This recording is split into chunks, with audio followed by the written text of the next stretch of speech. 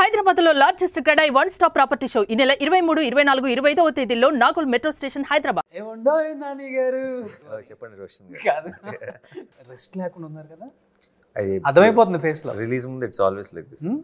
ఎప్పుడు ఇంతే ఉంటుంది ఏ మూవీకైనా. ఎప్పుడు అసలు ఫుల్ జోష్తో ఉండే మా నాని గారిని ఇలా చూడాలి అంటే ఇంటర్వ్యూలో మళ్ళీ అంత టూ రోషన్ కూర్చున్న నాకు చాలా చాలా చాలా ఇప్పుడు ఫుల్ ఎనర్జీ ఉంది. అంతేనా?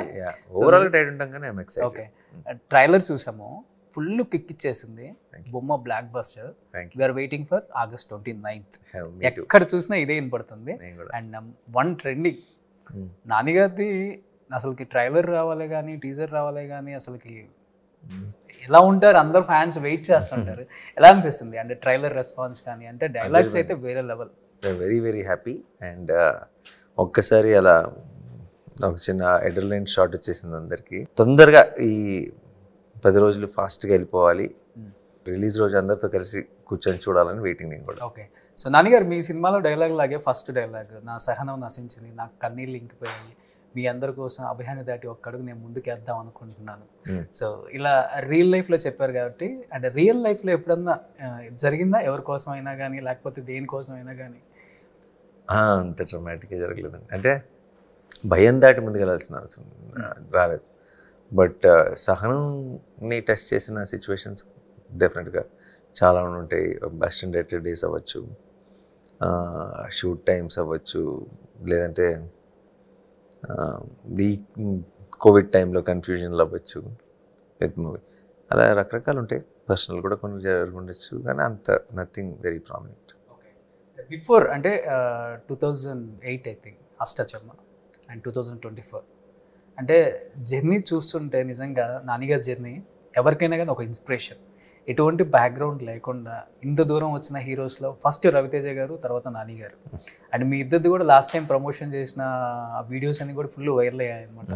కలిసి చేశారు, ఇప్పటికీ గుర్తున్నాయి. అంటే డాన్స్ చేయటం కానీ ఇవన్నీ కూడా. అండ్ ఇద్దరు అంటే పర్సనల్గా కూర్చుంటారు కాబట్టి, అండ్ మూవీస్ పరంగా పక్కన పెడితే పర్సనల్గా మాట్లాడుకునేది ఎక్కువ ఏంటి అసలుకి రిగార్డింగ్ మూవీస్? నేను రవి అన్న పర్సనల్గా తక్కువ అండి. యాక్చువల్లీ ఇద్దరం సినిమా బాగా చాలాసార్లు మాట్లాడతాం, కానీ it's always about the film. ఆయన ఫస్ట్ నేను నా కెరియర్ బిగిన్ అయినప్పుడు ఆయన first star hero who called and complimented me after Ashta Chamma. తర్వాత రైట్ తర్వాత మళ్ళీ చేశారు. అండ్ అష్టాచమ్మ తర్వాత అయితే రిలీజ్ అయిన రోజు తర్వాత ఇండస్ట్రీతో ఏ సంబంధం లేదు.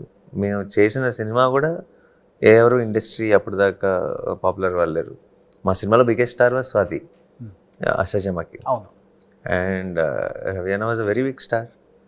And he called me on the day 1. అంటే ఈ సినిమా అసలు ఎవరైనా చూస్తారా, అంటే ఆడియన్స్ చూస్తారా అనే ఒక డౌటే ఉంది మాకు. ఇండస్ట్రీలో ఒక హీరో చూసేటువంటి day 1. అండ్ ఆ రోజు రిలీజ్ రోజు ఈవినింగ్ ఇలా రవితేజ గారు కాల్ చేస్తారని ఎవరో చెప్పారు. అండ్ నాకు చేయడం ఏంటి అసలు అని అనుకున్నాను. ఫోన్ చేశాడు, అబ్బాయి అదిరిపోయింది, మీరు భలే చేసావు నువ్వు, అది ఆల్ ది బెస్ట్, అది అని చాలా ఎంకరేజింగ్ అని చెప్పేటప్పటికి ఫస్ట్ ఒక బూస్ట్ అనమాట.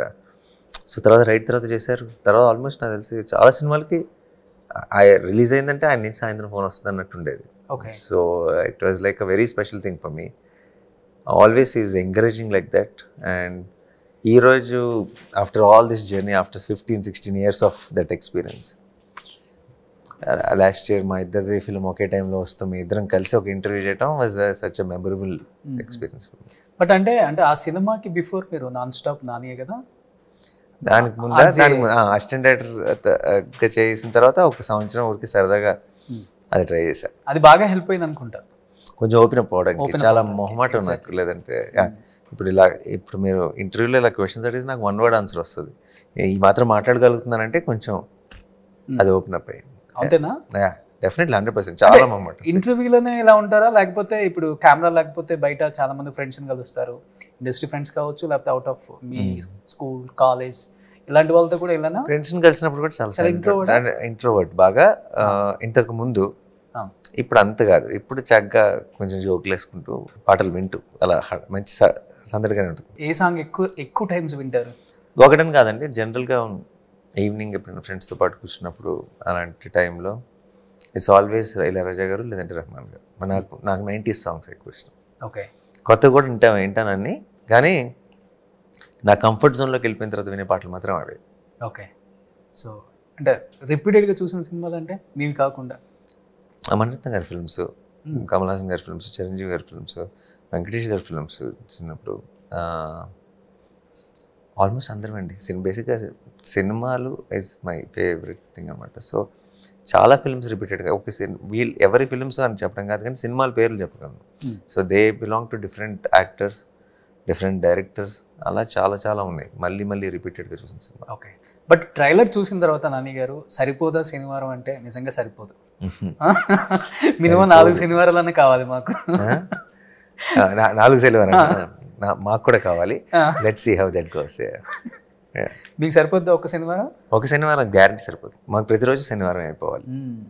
4 శనివారాలు కూడా కాదు. ఆగస్ట్ 29 నుంచి ప్రతిరోజు శనివారమే అన్న. కానీ ఎన్నో శనివారాలు చూసుంటారు మీ లైఫ్లో ఈ 17-18 ఇయర్స్ కెరీర్లో. బా ఏ శనివారం ఇలాంటి శనివారం కదా నేను కోరుకుంది అనిపించిందంటే ఏమని చెప్తారు? అలాంటి రోజు ఏదైనా జరిగినా అది శనివారం శుక్రవారం నాకు గుర్తుండి ఉండదు డెఫినెట్గా. హ్యాపీ అయిన రోజులు లేదంటే ప్రౌడ్గా ఫీల్ అయిన రోజులు చాలా గుర్తొస్తున్నాయి, ఫ్లాష్ అవుతున్నాయి. ఓకే.